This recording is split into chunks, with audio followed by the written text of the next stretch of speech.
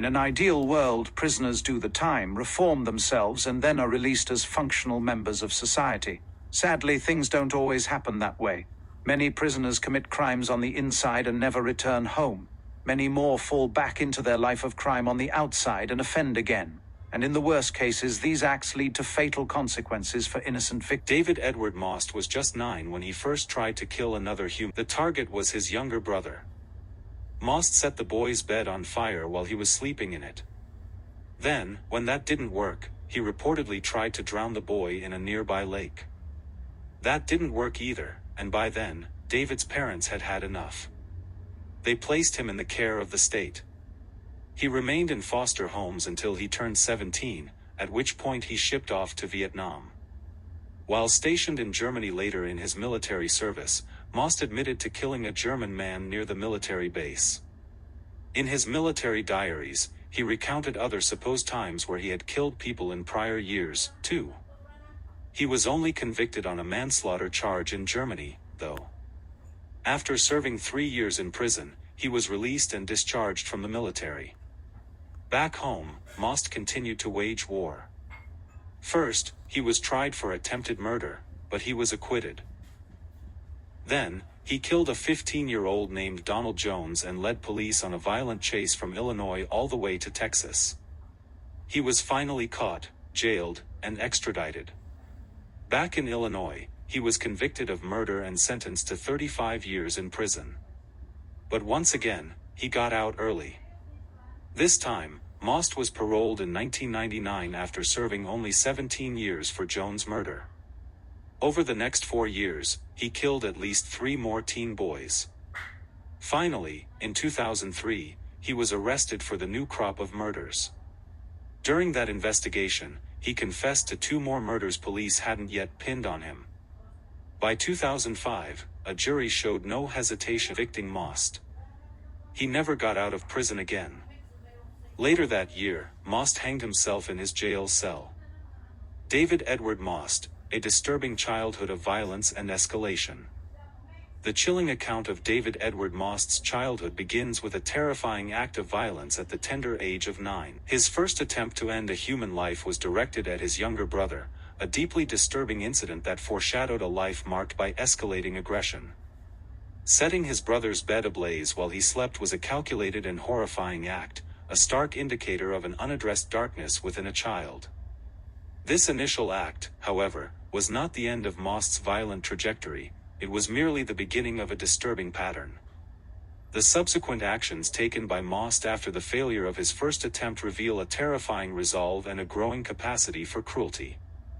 What followed is a descent into a life that would tragically impact multiple individuals and communities. Understanding the trajectory of David Edward Maust's life requires a deep dive into the events that shaped him and the chilling sequence of his actions. The genesis of violence, early childhood incidents. The arson attempt on his brother. At just 9 years old, David Edward Maust made his first murder attempt.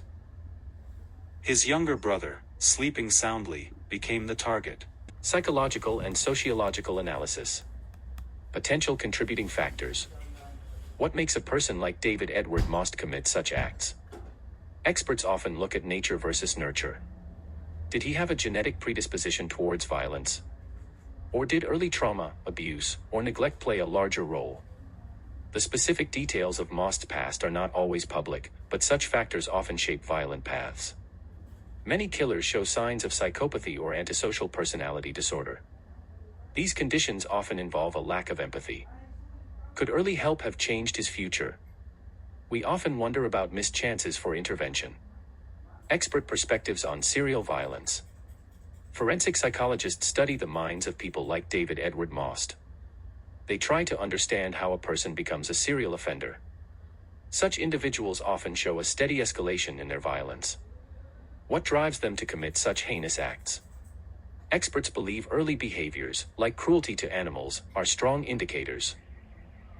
Understanding these patterns helps us spot potential threats. This knowledge can also help prevent future tragedies. Internal link to resources on preventing youth violence. Legacy and societal impact.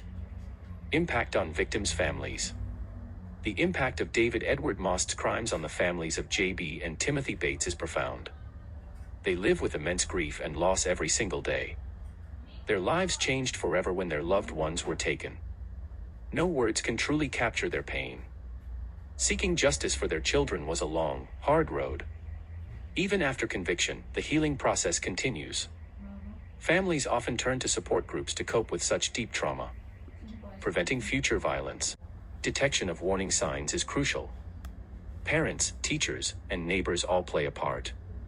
Look for aggression, cruelty, or isolation in children. If you see concerning behavior, seek professional help right away.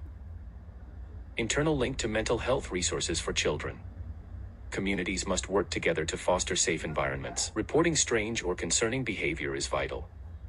We all have a role in spotting trouble before it grows into tragedy. Ignoring these signs can have devastating consequences.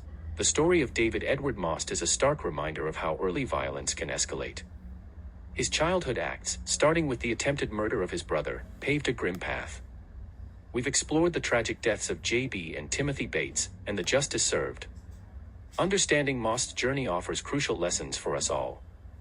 We must act quickly when we see warning signs. Your attention to these details can make a difference.